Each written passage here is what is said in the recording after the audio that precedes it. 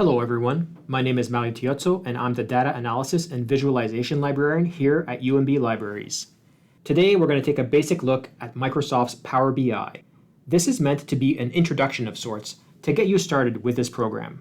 The plan is that I'll create more videos to go into some specific use cases for Power BI in the near future to help bolster your abilities with this program. But in this video series, we will scratch the surface to get you going and hopefully set you up for future exploration of Power BI on your own or guided by more videos. Before we get started, some of you may be wondering, what is Power BI?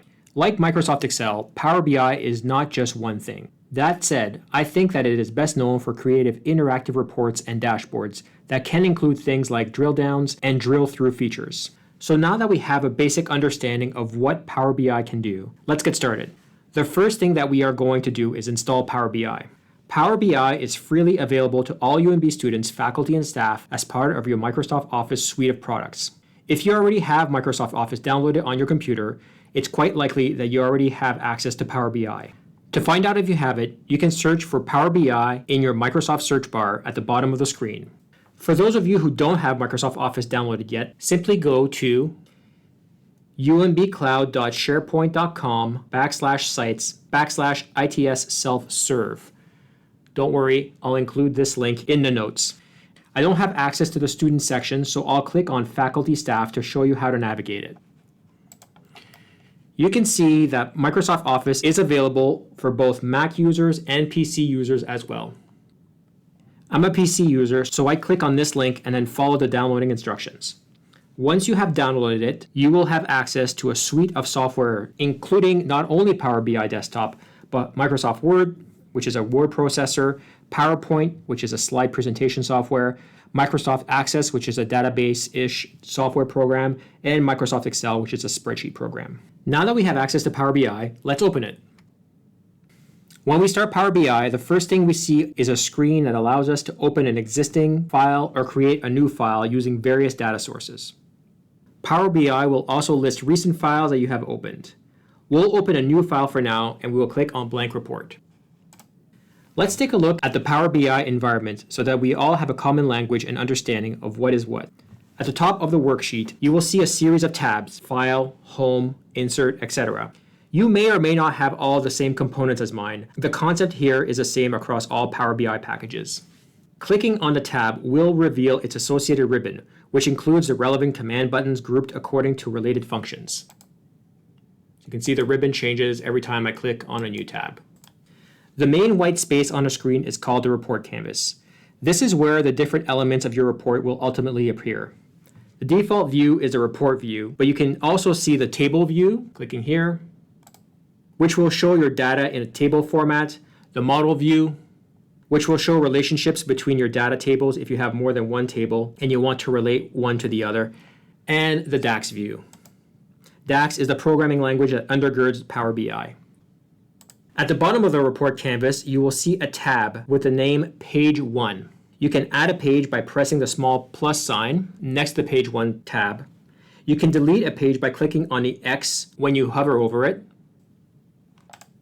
You can rename a worksheet by right-clicking on it and choosing it to rename. Or you can simply double-click on it and type in a new name. On the right-hand side, you can access a variety of visualizations, some of which are not available in Excel, as well as integration with the R and Python programming languages. Okay, we're almost ready to get started, but before we do, it's a good idea to make sure that we are all on the same page. Let's make sure that we all have the same options in our instance of Power BI.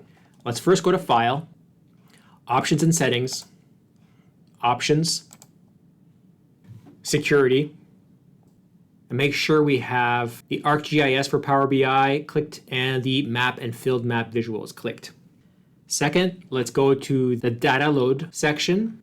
Type Detection, make sure that's clicked on, and then the first and the third relationships are clicked on as well. And Time Intelligence is also clicked on.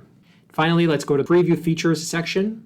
Let's make sure that the Shape Map Visuals is clicked on. The Modern Visual Tooltips is clicked on. The On Object Interactions is clicked on.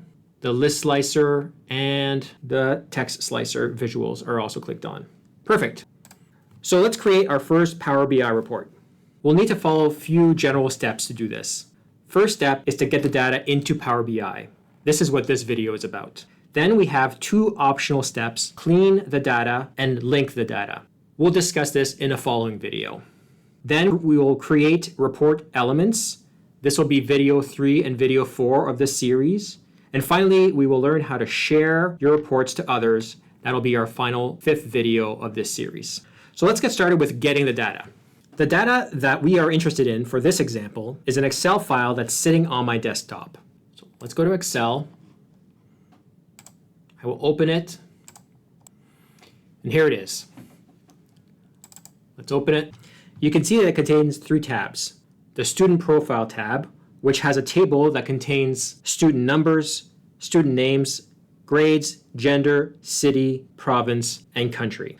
Notice that the gender here is classified as a binary, which is obviously not representative of how all members of the population identify. The next tab is the Test Score tab, and this is a table which includes student ID, subject, score, exam date, and year. Final tab is the Subject Category tab, and it is a table that simply groups the subjects into buckets, in this case either humanities or STEM. So in all of these tabs, each tab has a table. It's an Excel table. When we talk about tables, we sometimes refer to fact tables and dimension tables. Fact tables are tables that have numeric data, such as the test score table. Dimension tables add additional descriptive information in a way of qualitative data. So the student profile table and the subject category tables are dimension tables. Just a quick disclaimer about the data. These data tables are fictional. They were created using randomly generated numbers and don't represent anything based in reality. They are simply used for explanatory purposes. So we've explored our data, but how do we get it in here and play around with it? Power BI uses Power Query to get data. If you've already used Power Query in Excel, you're ahead of the game. If not, Power Query is simply a package of tools that is used in both Power BI and Excel to get data and transform it systematically. We'll take a very quick view of how to use Power Query in this video, but it is worth looking at its many features as it can be a huge time saver, especially with larger data sets. To access the Power Query options, simply go to this section in the Home tab ribbon. In Excel, you'll see the Power Query section very similar to this in the Data tab ribbon. We will click on Get Data, and we can see that you can select from a wide range of data sources. In this example, our data is in an Excel file, so we will click on that option at the top of the list and then press Connect. Alternatively, we could also click here, Import Data from Excel. These are some of the popular options of data retrieval. So let's click on here, and let's click on our Excel file here. Press Open. The first screen that pops up after this is the preview screen where your data will be displayed. Power BI recognizes that the 3 elements in the tabs are tables because I made them into official Excel tables. We can see all the elements within that table by clicking on them. So if we go to the student profile, we get a sample of that table. Same thing with the subject, and same thing with the scores. It also recognizes the sheets in the file. Now we are really only interested in the tables, so we will select them all, not the sheets. So let's select tables. If I wanted to, we could clean or transform the data in these tables by pressing on the Transform Data button. It's usually good practice to do this, but since this isn't a Power Query video and that I'm satisfied with the data structure for now, I will click Load to load these tables into Power BI. Once this is done and the data is loaded, we will be able to see each table in the data pane on the right side of the screen. There they are. We can expand the table to reveal the columns or fields within the table. So if we expanded this, we could see all the fields of that table. Same thing with all the other tables.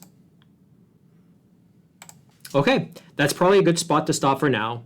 We defined Power BI, looked at how to download it for UNB students, faculty, and staff, and we took a first crack at ingesting some data into the software. Thank you for watching, and I'll see you in the next video where we will explore how to refine and link our data in Power BI. Bye for now.